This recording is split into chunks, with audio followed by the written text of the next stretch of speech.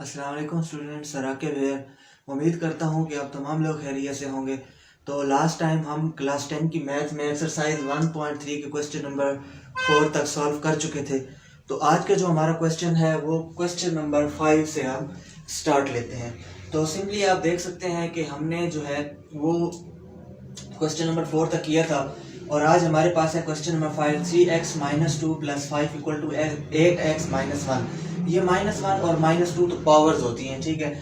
अब हमने सबसे पहले तो इसको एक अरेंज क्वाड्रेटिक इक्वेशन बनाना है। अरेंज क्वाड्रेटिक इक्वेशन का मतलब ये 8x की पावर 1 इसको इस साइड पर लाना है। तो हम क्या करते हैं, 3x - 2, जब 8x - 1 इधर प्लस का इधर आएगा तो क्या हो जाएगा, -8x - 1 और ये +5 = 0। तो अब यहाँ पर हमने इसको पावर्स के साथ अरेंज करना है। जैसे ये जो कांस्टेंट है इसकी पावर होती है 0, ठीक है। और फिर उसके बाद इसकी पावर अब है -1 और इसकी पावर है -2। तो कोफिशिएंट का हमेशा माइनस में नहीं होती पावर, तो हम इसको क्या करते हैं, इसको बराबर रखते हैं y और y स्क्वायर के। तो जैसे x की पावर -2 है, x की पावर -2, इसको हम बराबर रखते हैं y के स्क्वायर के, क्योंकि स्क्वायर जो है ये पॉजिटिव में आ जाता है, प्लस में आ जाता है, ठीक है। और इसी तरह जो x की पावर -1 है इसको हम बराबर रखते हैं y के, क्योंकि y जो है फिर अब ये प्लस में आ जाता है, ठीक है। तो सिंपली अब हम क्या करते हैं कि यही वैल्यूज हम इनमें पुट कर देते हैं।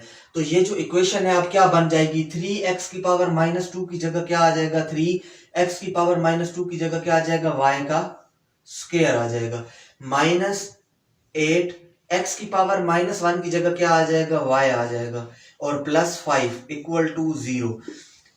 असल में इसको बनाने का तरीकाकार ये था कि इस इक्वेशन को हमने या फैक्टराइज करना होता है या फिर क्वाड्रेटिक फार्मूला में पुट करना होता है। ये मैं चीजें आपको पहले भी बता चुका हूं। तो इस वैल्यूज को हम क्या करते हैं कि फैक्टराइज भी नहीं कर सकते और क्वाड्रेटिक फार्मूले में भी नहीं पुट कर सकते, क्योंकि ये जो आपके पास पावर्स हैं ये माइनस में एक तो आ रही थी और दूसरा सबसे पहले इनको अरेंज करना होता है। उसके बाद हमने y और y स्क्वायर में इसलिए रख दिया कि फैक्टराइजेशन में आसानी होगी। तो अब आप देखें हम इसको फैक्टराइज कर लेते हैं। तो ये बीच वाला जो है 8y, इसको फैक्टराइज करें और ऐसे फैक्टराइज करें कि फैक्टर बनाएं कि प्लस माइनस होने से ये 8y बने और मल्टीप्लाई होने से 5 3 15y का स्क्वायर बने। तो ये फर्स्ट 3y का स्क्वायर उसी तरह आएगा, फिर आएगा -5y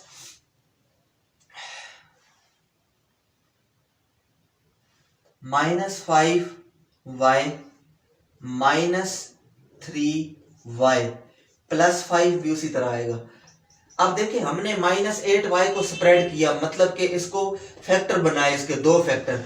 और ये फैक्टर ऐसे होते हैं कि देखिए -5y और -3y प्लस होकर क्या बन जाएगा, -8y, ठीक है। और मल्टीप्लाई अगर आप इनको करते हो ना तो 5 3 15 बनता है, जो कि 5 3 15 बनता था, और माइनस माइनस प्लस 15y का स्क्वायर। तो दोनों कंडीशंस आपके पास पूरी होती हैं, मतलब कि एक ये कंडीशन जो मतलब माइनस मल्टीप्लाई हो रही थी ना आपस में 5 3 15y का स्क्वायर, वो भी अब पूरी हो गई, 5 3 15y का स्क्वायर माइनस माइनस प्लस।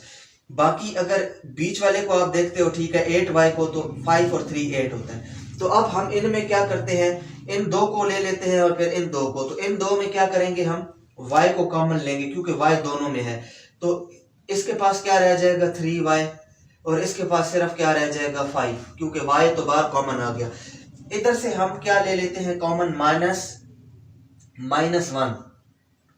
-1 को कॉमन ले लेंगे। तो इसके पास क्या अंदर क्या आ जाएगा, 3y, क्योंकि ये माइनस भी बाहर आ गया और 1 भी बाहर आ गया।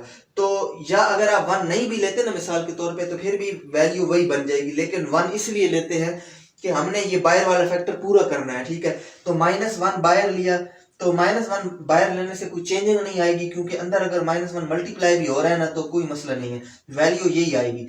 तो अब क्या होगा कि ये जो -3y था ये +3y हो जाएगा, और ये जो +5 था ये बाहर वाले माइनस की वजह से -5 हो जाएगा, ठीक है। ये हो जाएगा -5। तो अब आपने क्या करना है, बाहर वाली वैल्यूज को भी उठा ले और अंदर वाली को भी। तो बाहर वाली जब आप वैल्यूज को उठाएंगे तो क्या होगा, y -1, और अंदर वाली वैल्यू 3y -5 3y -5। तो इनको आप क्या कर लें एक दफा, 3y -5 इक्वल टू 0। तो अब आपके पास क्या हो गया, दो फैक्टर आ गए, ठीक है। अब हर फैक्टर को 0 के बराबर करना है, तो ये हो जाएगा y minus 1 equal to 0, 3y minus 5 equal to 0, y equal to plus 1, y equal to, पहले ये 5 उधर जाके क्या हो जाएगा प्लस का 5, फिर ये 3 इधर मल्टीप्लाई हो रहा है, इधर आके क्या हो जाएगा डिवाइड। तो देखिए आपके पास दो y की वैल्यूज आ गई है। नेक्स्ट आपने क्या करना होता है, नेक्स्ट आपने देखें कि जो y था, y, अब y की दो वैल्यू है, तो y को बराबर किसके किया था, x की पावर माइनस 1 के, ठीक है। अब हम इस वैल्यू में इसको पुट करेंगे, मतलब x की पावर माइनस 1 बराबर है y के, तो y की दोनों वैल्यू आ गई। तो अब हम ये इक्वेशन उठाते हैं, ठीक है। x की power minus 1 equal to y, ये इसके लिए और ये इस y के लिए, x की power minus 1 equal to y. अगर कोई आपसे पूछे कि ये कहां से लिए वैल्यू, तो आप बताएंगे कि शुरू में जो हमने x की पावर माइनस 1 की जगह y लगाया था, अब ये पूरी इक्वेशन उठा लिया आपने, x की पावर माइनस 1 y इधर आ गया, इससे हमें x की वैल्यू पता मतलब मालूम होगी। तो अब क्या करें, x की power minus 1 equal to y की वैल्यू यहाँ क्या आई है 1, सही हो गया। अब हम क्या करते हैं, इधर भी आप वैल्यू को पुट कर लें, x की power minus 1 equal to y की पावर क्या है 5/3, प्लस में चेंज करें, तो प्लस में जब चेंज करेंगे तो ये 1/x हो जाएगा, ठीक हो गया, इक्वल टू 1, और ये भी 1/x हो जाएगा इक्वल टू 5/3। अच्छा, अब नेक्स्ट स्टेप में क्या करना है कि ये जो x है ये यहाँ डिवाइड हो रहा है, इधर आके 1 के साथ मल्टीप्लाई हो जाएगा, तो ये हो जाएगा 1 इक्वल टू, ये x उधर जाके 1 से मल्टीप्लाई हो गया, x इक्वल टू 1। तो आपके पास जो यहाँ वैल्यू आई ये आई x इक्वल टू 1, ठीक हो गया, ये वैल्यू आ गई, अरेंज करके लिख दिए। इधर भी आपने क्या करना है, ये जो x है ये ऊपर 5 के साथ इधर जाके मल्टीप्लाई हो जाएगा, और ये जो 3 है ये यहाँ डिवाइड हो रहा है, इधर आके ये ऊपर आ जाएगा मल्टीप्लाई में, तो ये 3 क्रॉस मल्टीप्लाई हो जाएगा, ठीक है। तो ये क्या हो जाएगा, 3 इधर ऊपर आएगा 1 से मल्टीप्लाई हो जाएगा, और 5 इधर नीचे आ जाएगा, इक्वल टू ये जो x इधर डिवाइड हो रहा है उधर जाके मल्टीप्लाई हो जाएगा। तो इधर जो x की वैल्यू आई है वो है 3/5। सिंपली आपने क्रॉस कर लेना है, ठीक है। इस 3 को इधर ले आओ, इस x को इधर ले जाओ, 5 को नीचे ले आओ, ठीक है। तो क्या हो जाएगा कि x की पावर, x की वैल्यू क्या आ जाएगी 3/5 आ जाएगी। अरेंज करके भी आप लिख सकते हो, जैसे x की पावर वैल्यू है 3/5, तो ये आपके पास आंसर आ जाएगा, सही। इसके बाद हम क्वेश्चन नंबर 6 की जानिब चलेंगे, 1 इक्वल टू 4, ये एक्सरसाइज 1.3 का क्वेश्चन नंबर 6 है। तो इसकी सॉल्व की जानिब आ जाते हैं। तो देखिए सबसे पहले हमने क्या करना है कि 2x² + 1 को नीचे कॉमन ले लो, 2x² + 1 को हमने कॉमन ले लिया सिंपली। अब नेक्स्ट स्टेप में क्या होता है कि 2x² + 1 इसके साथ डायरेक्टली मल्टीप्लाई हो जाएगा, ठीक है। 2x² 1 और 2x + 1, ठीक है। तो अब क्या होता है कि ये दोनों जब आपस में सेम है तो क्या हो जाएगा 2x² + 1 होल का स्क्वायर, सिंपली। क्योंकि देखिए अगर इसको आप इससे मल्टीप्लाई करते हो ना, तो ये भी सेम है, ये भी सेम, दोनों आपस में सेम है, तो इनका क्या ले लेंगे आप, स्क्वायर ले लेंगे। फिर प्लस, देखिए 2x² + 1 2x² + 1 से कैंसिल हो गया डिवीजन में, तो यहाँ पर सिर्फ क्या रह जाएगा 1, और 1 जब ऊपर 3 से मल्टीप्लाई होगा तो 3 1 = 3 इक्वल टू 4। उसके बाद हमारे पास नेक्स्ट स्टेप में क्या होता है कि ये जो आपके पास एक स्क्वायर बन गया, और स्क्वायर का फार्मूला आपको पता है कि a² + b² + 2ab, तो इसको हम ओपन कर लेते हैं इधर साइड पर। तो ये हो जाएगा 2x का स्क्वायर कितना हो जाएगा 4x की 4, क्योंकि ये a का स्क्वायर है तो इसका आप स्क्वायर ले लो। फिर b का स्क्वायर लोगे तो वो तो 1 का स्क्वायर 1 ही होता है। फिर प्लस 2ab + 2a क्या है 2x का स्क्वायर, और b क्या है 1, तो मतलब कि ये कितना हो जाएगा 4x का स्क्वायर और +1 और 4x की 4।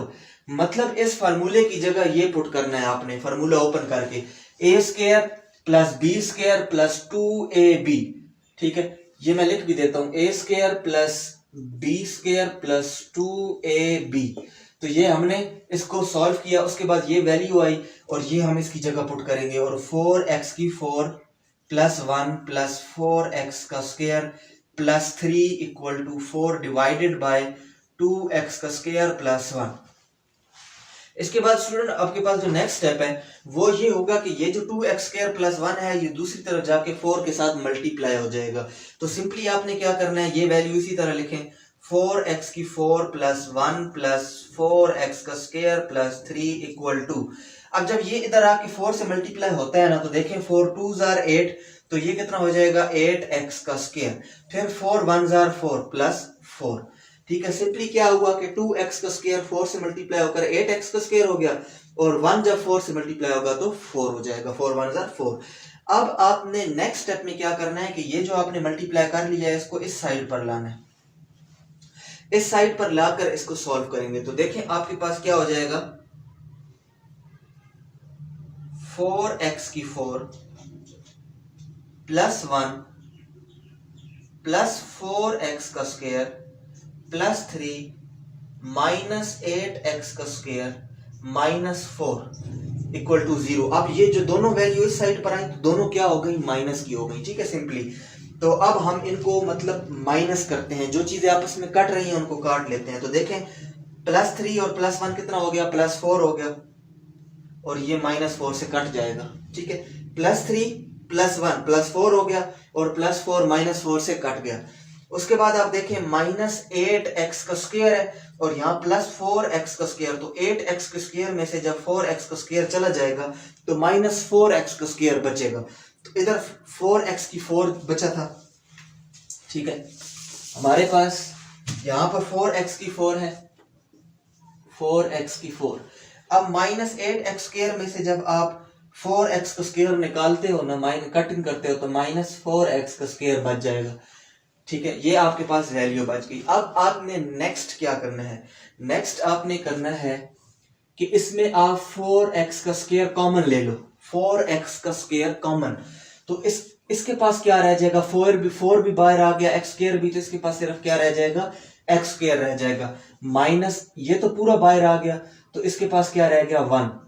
ठीक है, अब क्या होता है कि 4x के स्क्वायर को भी, 4x का स्क्वायर जो आपने कॉमन लिया था इसको भी 0 के बराबर कर दो, और x स्क्वायर माइनस 1 इसको भी 0 के बराबर कर दो आप। ठीक है, क्योंकि ये दोनों वैल्यूज अब 0 के बराबर हैं। तो यहाँ के अब देखें आपके पास ये x का स्क्वायर इक्वल टू 0। अब ये 4 यहाँ मल्टीप्लाई हो रहा है, इधर आके डिवाइड होगा, तो आपको पता है कि 0 के साथ कोई चीज भी मल्टीप्लाई हो या डिवाइड तो क्या हो जाती है 0।